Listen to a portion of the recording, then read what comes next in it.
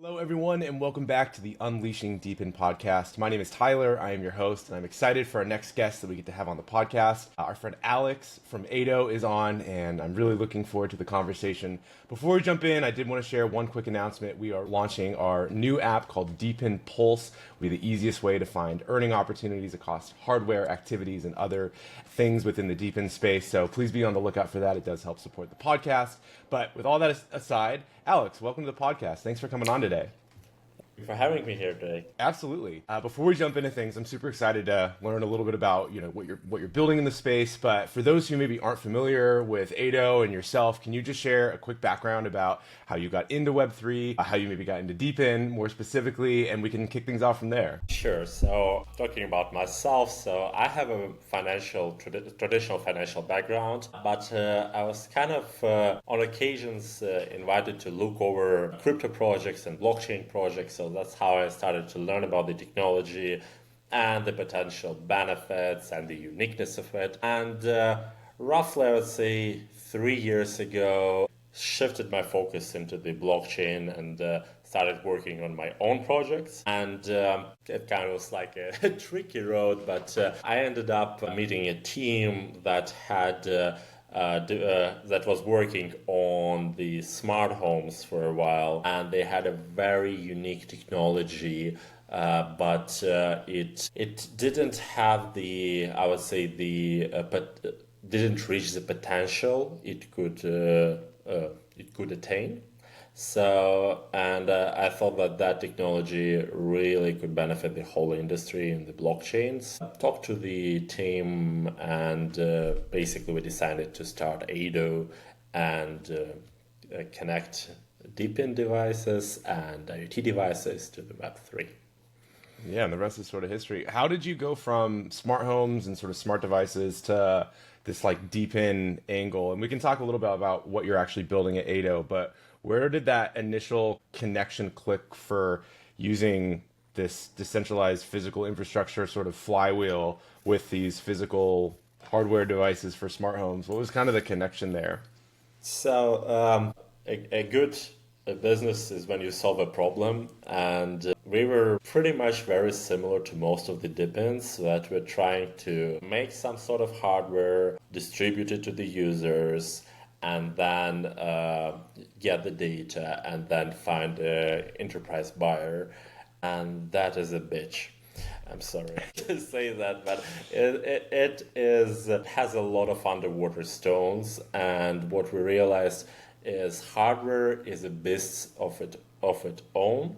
So basically, for each country, you have own requirements, own licensing, own user behavior. So, some countries, for example, like nice design of the hardware and it's important. For others, it's the price that is primary.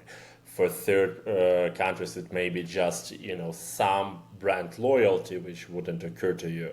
And that, leave alone existing devices. If you want to make your own, you have to compete with what is out there. But at the same time, if we talk about DePIN and us at the time in particular, you are trying to make the money out of data, not the hardware. And right. All those existing vendors which you compete with are trying to make money out of the hardware, and they are very, very good at it. So we're like, okay, we have this hardware problem.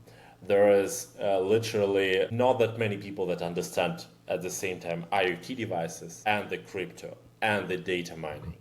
So you have very small people of expert you can really interact with on the same level, and let alone explaining all of that to the users. So we found that problem. We found the problem of finding the good data monetization model, and smart homes, like I'm trying to deliver to the public that we're not smart home devices, we're devices. So smart homes is like what we already have ready-made, and it's the easiest for us to connect, but we're not limited to just smart homes. But if Sure. we start with the smart homes, imagine you get some smart home data. Now you have to find a buyer. So you talk to hedge funds and they are like, okay, this is what we can potentially buy, and this is the numbers, and that's the quality, and that's the region. So you get that information. Then you go to enterprise, they have something completely different. And it's just many different ways of monetizing it. You are not really sure which one is the best to do. And sitting with this hardware problem and sitting with this distribution problem, we're thinking of like what can be the solution, and the solution is what we have at Aydo currently. So how we came up with this idea, we basically solved the problem for ourselves first. Sure. Can you kind of unpack what the solution is at Aydo for those that are listening and maybe haven't heard about the project before? Absolutely. So we provide the software. So basically a middleware that you can put on your laptop, or you can put on a single board computer such as Raspberry Pi. And with that device or that client, you can pair third-party devices. So if you go online to your local Amazon or Alibaba, you have many different well-known vendors such as Xiaomi, Philips, Samsung, Sony, yada, yada, yada. So we help you pair those devices to this single board computer, and through our app, you can see where you can stream the data. So kind of solving two problems. So first, it's the hardware price and the hardware logistics. So those devices that you can purchase, again, locally or through your local Amazon or other online store, those devices are 5 to 15 times cheaper than what other DePINs are offering. If you want to, I can unpack on the pricing of DePINs down the road, but just to kind of sum up, 5 to 15 times. So, and it can be the same day delivery, so you don't have to wait for months for it to arrive. Faster than Amazon. Yes, exactly. So they know how to do that stuff. They know shipping, and they do it efficiently, and manufacturers know how to make devices cheap and efficiently. So it's very hard to compete with them directly. So why don't we utilize what is already out there? Most importantly, we support more than 10,000 different devices, meaning that if you already have a smart home, chances are you already have a device that you can plug in and start streaming, meaning you don't have to spend extra money to join DePIN. Sure. So that's first problem we're tackling. The second one is the ecosystem. So when DePIN started, a lot of companies were locking the user in their just own project. So if you get a dash cam from XYZ company, it's only good to stream the data to XYZ. If ABC wants, their competitor wants the same type of data, same quality, technically you have the hardware, but in reality you cannot stream. You will have to buy the similar device and just put it next to it. Sure. So we're solving that problem. So you get the device, you choose where you want to stream, you decide, hey, like I believe in this token, or I believe in this company's approach, and you start streaming there. And if something changes, you can stop streaming and switch to another company. Also, your device has a secondary market value. If you decide to stop doing DePIN streaming whatsoever, you can resell it. So it's more about like the approach to the whole DePIN, where we want to stay software and we want to utilize infrastructure out there, and we want to give the user the freedom of choosing where they do the streaming to. Sure. So at a super high level, just to kind of say it succinctly for folks, what you do is you enable users or people that already have these smart devices to be able to monetize it by hooking up all of those devices to a single source of truth. That data gets streamed, and then the app and the platform allows them to then share the data with people that are maybe recipients from the buy side. Is that kind of at a high level what you guys are building? Yeah, at a high level, yes. I also want to elaborate a little bit on the data streaming itself. Originally we were focusing on just collaborations through DePIN projects, but currently we expand our field to also live streams to AI models. and live streams to data requests. So that one is a little tricky to understand, but the idea is if marketing company or like market researcher of any sort wants some type of data from some type of region, they can put a request that they are willing to pay for streaming of specific data from specific devices for X amount of time. And this is kind of a limited offer and a one-time thing. So this way, the users can earn extra for their data streaming. Sure. Can you give an example of what that type of data might be? For example, with something you already have at your house, or I mean, it may sound a little crazy, but imagine you're doing Olympics in Paris, and you're like, "Hey, what will be the water quality?" So you put out a request to measure water quality for each day for 2 months prior to the Olympics. So it will cost you like, you can put like $5,000 maybe. Then it will be enough for people to join most of the time. You get that data of the water quality. You don't have to spend tens of thousands of euros on contractor that won't do a proper job.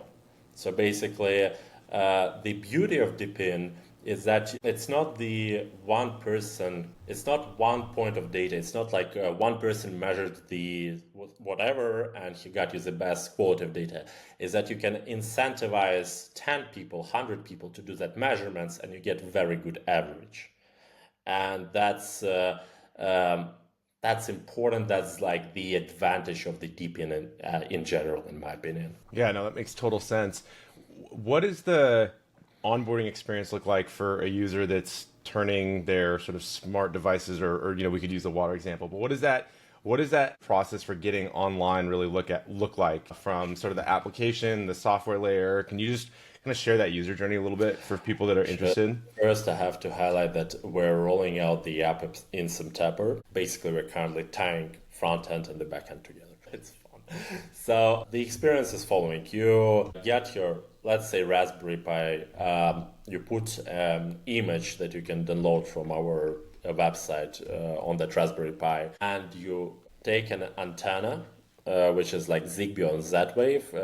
Rough price is around $20. It can support 100 devices. So you connect antenna to a Raspberry Pi with an image in it, and then you do the pairing with the device itself. So if you already have it, you can just do the pairing. If you don't, you can look up what sensors you want to connect, order them, and pair. So that, again, this is a little annoying part, I understand, but it's a one-time thing. After that, the whole experience is through the app. So through the app, you can see active devices. You can see what projects are out there that are willing to get the data. You can see active quests, like what actions do you have to take to get extra rewards. And you can select where you want to stream. You also get a clear understanding of what type of data you share and what you get in return. That's fantastic. I think that the ability to start really connecting other devices that are already sort of out there in the world and creating data and bringing them into this supply and demand flywheel is super unique and one that definitely creates a lot of value for all the participants. I'm curious about a couple, examples of the supply side buyers, if you're able to talk about that. You use like the water example, but do you have any currently in the work proof of concept examples on the supply side that you're able to talk about of people who are actually buying data, or at least are interested in buying data? We have two partnerships cooking. We're currently signing the term sheet, but until it's officially announced, I'll just stick to being quiet here. But basically, in general, you give up roughly 10 to 30% of the rewards you get from the project, but you really shorten your initial investment. So a lot of devices, again, not naming particular projects, but a lot of devices are starting from $200 and going up.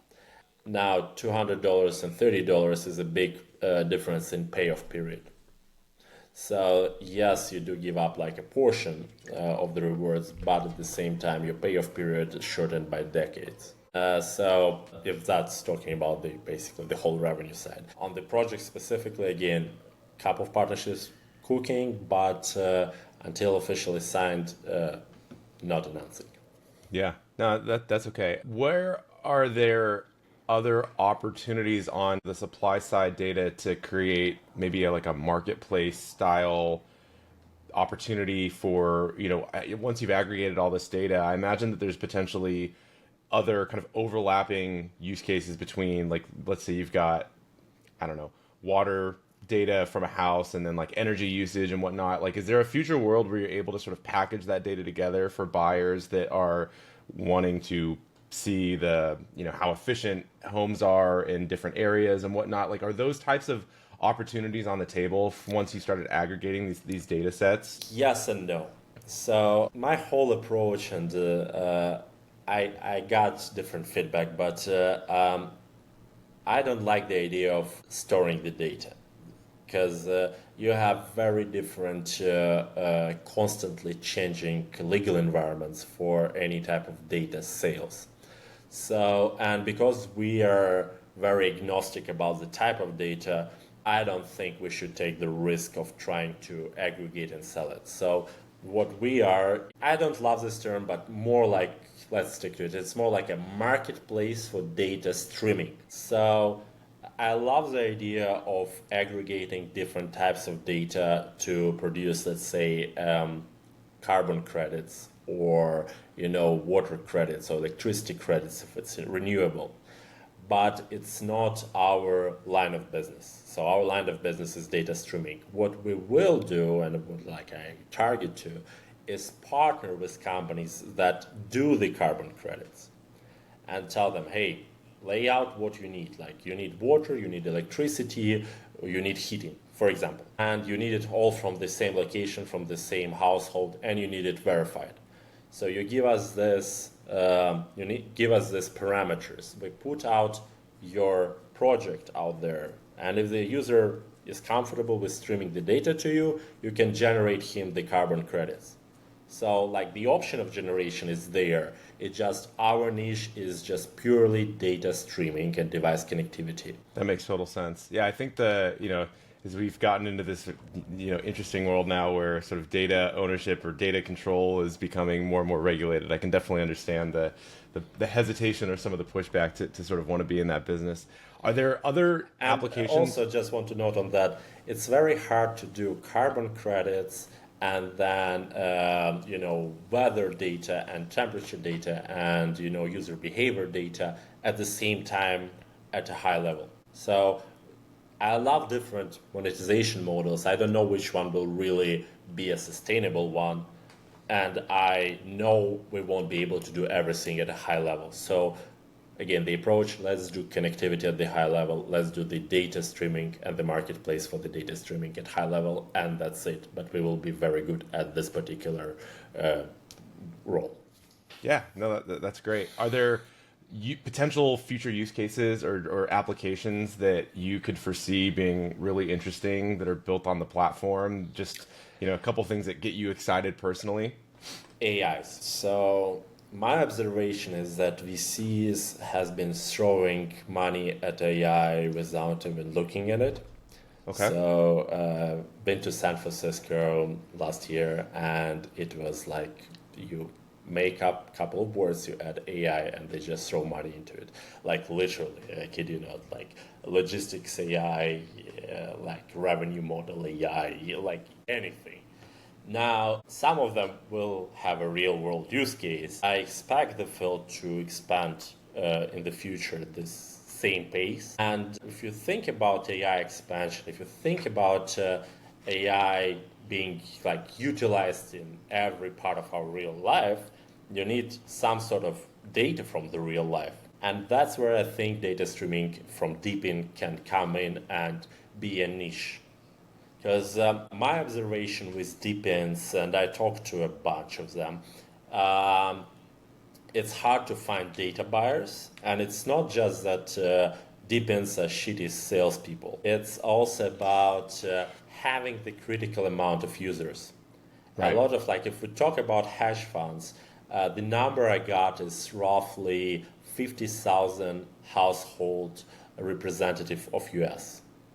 That's a ton.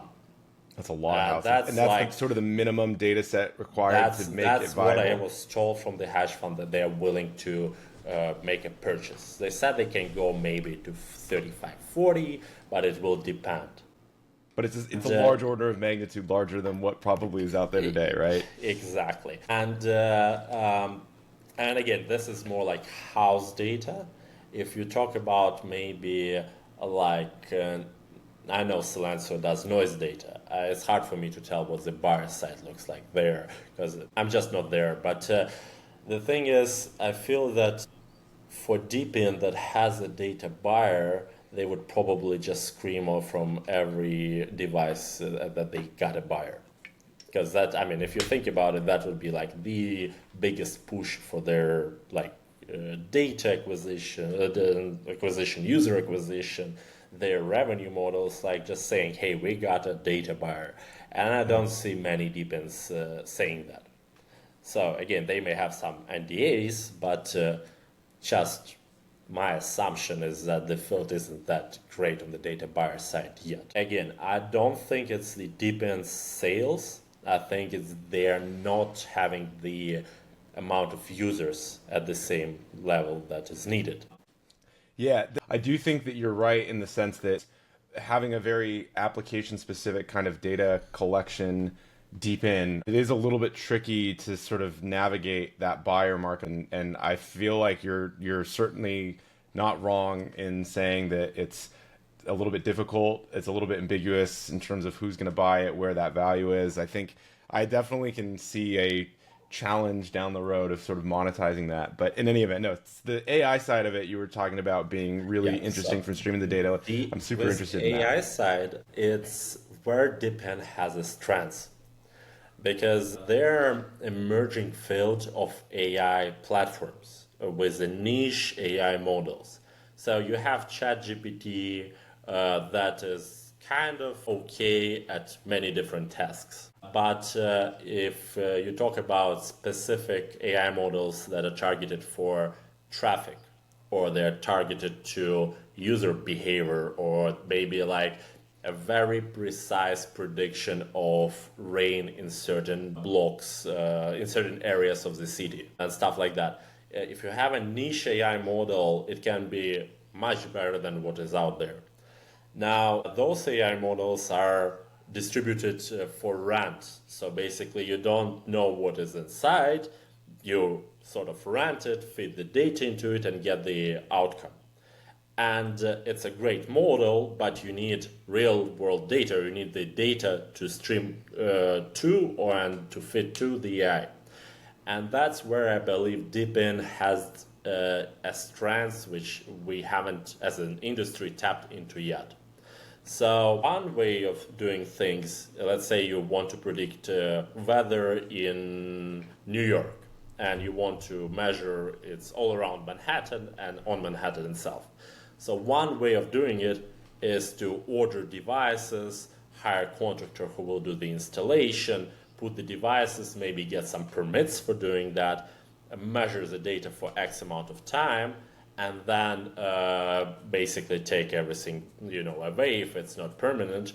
And also knowing US and New York, they will probably require you to do X amount of certifications first, all the BS that and comes there will with be it, zoning requirements and stuff like that.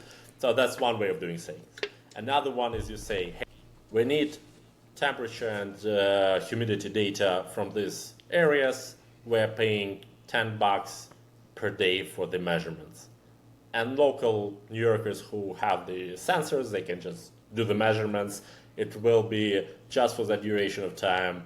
They are the one doing the measurements in between the local authorities and the user to regulate.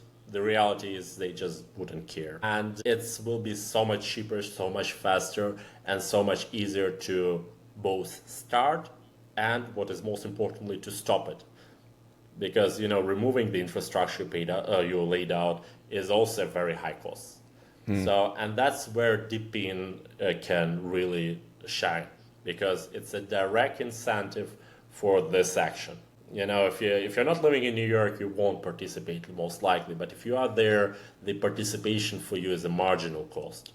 Right. So that's where I think the future of the industry lies and the revenue for the industry lies. That's an interesting use case. Are there other, outside of weather, are there other sort of AI Sure. things that you're thinking about? Yeah, so take for example Silencer. Again, they're good at doing very big volumes of data measurements through the phone. The thing is, the quality isn't that high, in my opinion, just because it's really you can be on your road, you can just put a finger to the microphone, or you most of the time you just wouldn't care and try to skip through the measurements menu as fast as you can. Sure. Now, if you have a stationary device, it's much higher quality of the data. So, and what noise can give you is information not just about hey, how noisy is the area and why would you prefer to be there or not, but it also can give you information about the traffic, the foot traffic, the amount of maybe even the amount of how would I say it? We'll cut this part, right? Of course. The mood of the crowd, if I may. So imagine it's more of not noise but voice measurements. But imagine you have a crowd of people walking. It can be a happy parade or it can be an angry mob, and you Right. can really distinguish it. AI can really distinguish what type of people is it, and that type of data can give you information about this area, is it a good area for maybe some massage salon. If people are angry or in a rush or they're complaining how they need some relaxation, or maybe not this particular conversation, but you get the mood of the average crowd walking there. It's a good information for your business opening. For example, and if people say companies don't do such research, they absolutely do, and you can look at Starbucks. Starbucks spends a ton of time and a ton of money researching the neighborhoods before they decide to open a Starbucks in it.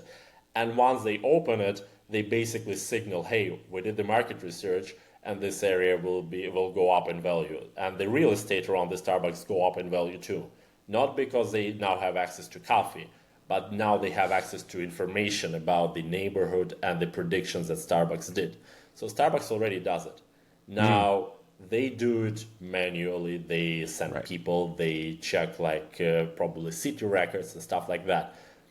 You can provide all the information most of the information they would need, especially about this foot traffic. Interesting. That's a big opportunity right there, because that use case, it's not just Starbucks, it's probably every business or Hard any Rock real Cafe estate does the developer. same. Yeah, that's a pretty interesting application, and you can functionally model that just through single data source collection, whether that's noise or other types of traffic that you're able to leverage these devices for, right? You can use a single data set to basically help proxy or model out what the potential foot traffic is, or is this an area that it's a little bit more rowdy and maybe we don't want to have a business location there, all from a single data set. That's pretty interesting. And the beauty of Aydo is that you can specify what you need. Because again, we work with DePINs, we want to stream the data to AI. But again, if you're a Starbucks doing the research, you can say, hey, we need a ton of noise data sensors, stationary one, and we need some maybe cameras, or maybe we need some motion sensors.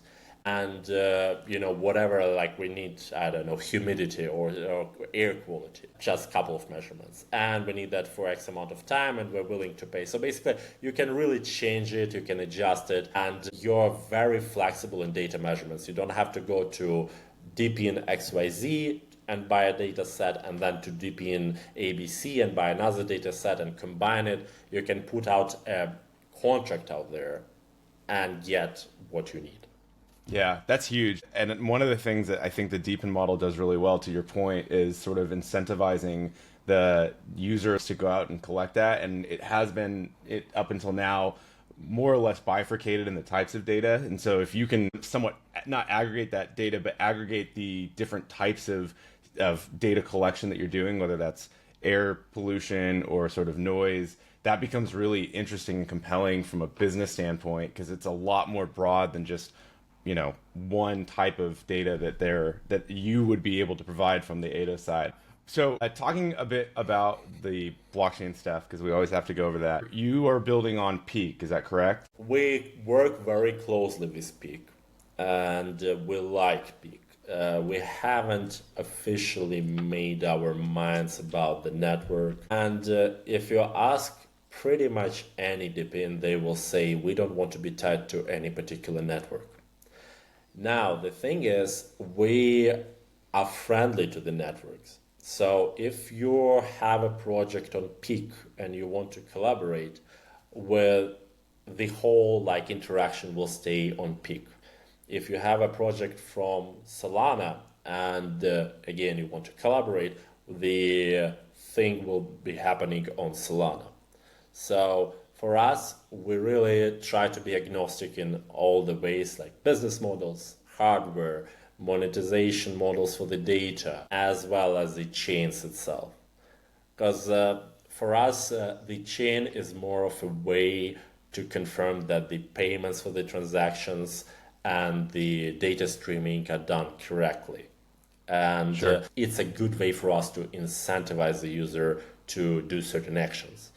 But it's not chain dependent. we don't stream directly on chain or stream directly to smart contracts to trigger them. It's just we don't need that type of capabilities. So I think they're good. Just our current use case and our current model is more about this transactional and incentivization of the user. Long story short, we love Peak. We're not officially on them. Makes sense. Does that mean then that the data or token payments that maybe flow to someone who's actually deploying hardware could vary from chain to chain and you're not? Absolutely. So we don't force, and I got really emotional feedback from different people about that, but payments wise, we're also agnostic. So if you stream on Peak and you get and I'm going to use Silencio as I love those examples. I think Noise, right, is their token. Yeah, Noise Coin, yeah. So let's say you stream to Silencio through us and they pay you in Noise coins. Those Noise coins go to smart contract. When you move the money out, you get 90% of Noise coins you earned. So basically transactions are happening on Peak. You are getting paid in Noise tokens that are based on Peak. If you stream to Solana and the project pays you in Solana-based tokens, they stay on Solana and the transactions are on Solana. So, and when it comes to Aydo, we're trying to make it cross-chain because we do additional incentives to do data streaming. But again, this is more of an incentive, not the primary reason for the streaming. So you're doing the streaming to those projects because you believe that Silencio in particular is a good project to stream to. Now, when it comes to contracts, let's say you put out a contract to to collect the data, that can be USDT or it can be Aydo tokens. If you are doing streaming to AI platform, that will depend on the platform. Again, either USDT or AI platforms token. So Sure. kind of we're trying to balance between what the user would love and also making sure that it also makes sense for the projects and the data purchasers. Makes total sense. What chain will the Aydo tokens be on? Hard to tell. We do consider all the major ones. It will be ETH compatible. That's as far as I will go with announcements. Okay. Do you have any timelines around when your token will be? So my goal is TG before the end of the year, but so TG before the end of the year. Again, I'm not making official token announcements here. This is all hypothetical, just making sure. Yes. This is just ideas. Okay. In a perfect world, Never we're know looking. who's watching, right? Yeah. In a perfect world. That makes sense. So where does Aydo go from here? You mentioned that you've got September is the time frame for getting some kind of proof of concepts potentially out there. What else is next for the project? Obviously, we won't speculate on token generation event timings, but what is on the roadmap for maybe the rest of the year and after? So with the lock periods for the team, my goal is very aligned with getting true data streamers. So like all this, if we talk about tokens currently, again, nothing is a promise here or official statement, more like ideas, okay? But the thing is, I think DePIN will go through a boom and bust. This is my personal opinion. A lot may disagree. And I also believe at the same time that DePIN has value, has, the actual like business case, an actual problem it solves. So I think it's here to stay. So with the token, our goal is would be to attract actual streamers. We're really not that interested in people trying to speculate in any sort or anything like that. For us, it is more of like an oil that runs the engine, but probably stopping there. So it's not the idea of making like, hey, we got the billion valuation now out of nowhere. No, it's more like we need actual data streamers. If we get them, if we get loyal participants, loyal IoT owners, will succeed in this market. It's just a matter of time. Very cool. Let's talk about hardware. Because I get that feedback occasionally, and I think it's important to discuss. A lot of DePINs are claiming that the hardware is so expensive because it has some cryptography in it, and it's so important that it is verified device and yada yada yada. And two things to cover. First is if you want mass adaptation for the market, you cannot have $1,000 device or even $200, $300 device having to be bought by user. It's just you will get some people who are into DePIN, and you can look at people who covered their cars with dash cams and stuff like that.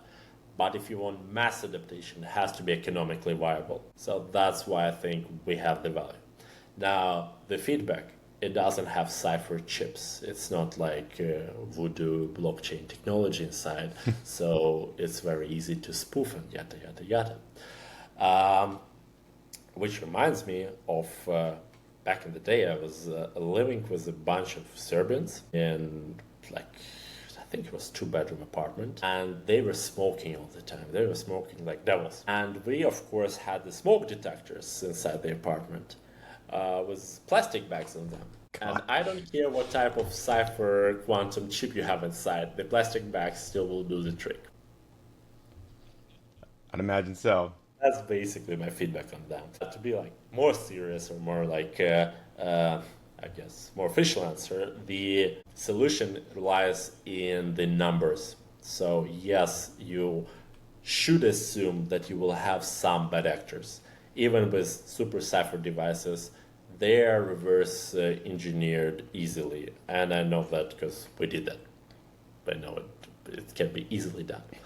Now, one device, people can spend some time doing it, reverse engineering, playing around with it. If you get 100 data points, you get a very good average. And that, I think, what we should target, not trying to make a super expensive device with, booby traps inside so nobody plays with it. We should try to have many people measuring so we get a very good average. Yeah, that makes sense. And when it comes to the actual contract side, with sort of incentivizing these deployments, is that, call it an input factor that you are looking at to help ensure the quality of data is sort of as high as possible and ensuring that you're sort of mitigating the bad actors, if you will? So as I mentioned, we have a range of the cut we take from the revenues the user earns, and that will depend on the verification level. That's a smart way to do it. Yeah, so we also will collect the data pools with verified and unverified devices to train AI to spot red flags. So the red flag is basically, hey, you just connected to 100 devices. Can you send us some pictures? We'll put a cap in the meantime. So there are different strategies we're thinking of trying out. And the idea here is we don't know what will work. We Right. don't know what, like, maybe users will be super uncomfortable with the idea of random cap. Or, they will be okay if it makes the average return for all the users, higher. So the idea is we start with certain modules being centralized while we're trying out the behavior, trying out what users like, what they're okay with, what is not, what works, what doesn't. And then once we figure out what is the best, we put it like in stone or on chain. That's fantastic. I think it's definitely the spoofing angle is one of those things where it's tricky because it can vary so much from use case to use case and sort of situation to situation. And so I think that your general approach is a pretty pragmatic one for assuming that you'll either offset problems by ensuring you've got a large enough data set or sort of creating the incentive mechanisms for people to play by the rules via the reward mechanism, and having that control and at least setting that as a lever to pull, I think makes a lot of sense from how you're able to ensure the quality of the data moving forward. I think that's a reasonable approach to take for sure. And I do believe there is a place on the market for super ciphered devices. It's just that that market size is very small. Maybe you do like super like medical researches or whatever, like, very transport luxury goods, and you want to measure the vibrations with the goods and making sure that they were not damaged. It may justify having a very expensive device. But if you move out like to different models or different use cases, it may just not make sense with the price. Yeah, I think you're 100% right on that, and optimizing for the different use cases, and with the focus point of being super affordable to kind of maximize those other use cases that aren't super niche and super specific is probably the most widely adopted or sort of mass market viable approach to take for sure. Amazing. Was there anything else we didn't get a chance to cover that you wanted to touch on? I mean, on our side, because we're launching the app, we're really looking for people who are willing to be kind of our, initial users. And if you have Raspberry Pi and some devices lying around, please follow us, subscribe to our Discord, join us as our first user cohort. We really would value your feedback. We will reward you for that. And we just want somebody who is willing to give feedback, harsh or not, but something that will help us, polish the angles, make it the best product out there. So please join, please give us your feedback. We also, on our Discord side, we know we had it. It was dead. We have a community manager. We're more active now. We will answer your questions. So you're not ignored anymore. Amazing. Well, with that, I think we'll let everybody go and find Discord, become an active participant. I've got an extra Raspberry Pi laying around, so I will definitely become a beta user. I'll be part of that cohort. I get my hands dirty with every project that comes on the podcast, and so I will certainly be one of those testers because I think it's really cool. Well, Alex, I appreciate you coming on. This is a fun conversation. I'm super stoked about everything that you're building, and I think you're solving a need market that just isn't being filled yet. So I wanted to say thank you so much again for coming on. If you are interested in getting involved, we will have all the links for Aydo dropped in our description. So that'll be their Discord, website, Twitter. Go follow them. Go join if you're interested. You've got a Raspberry Pi lying around and you want to get involved. Become a tester. We need more testers in the space. So with that, Alex, I want to say thank you so much again. We'll wrap it up here, and we will see everybody on the next one. Thanks so much for tuning in. Thank you for inviting me. Thank you so much. Absolutely. Bye-bye. Bye-bye.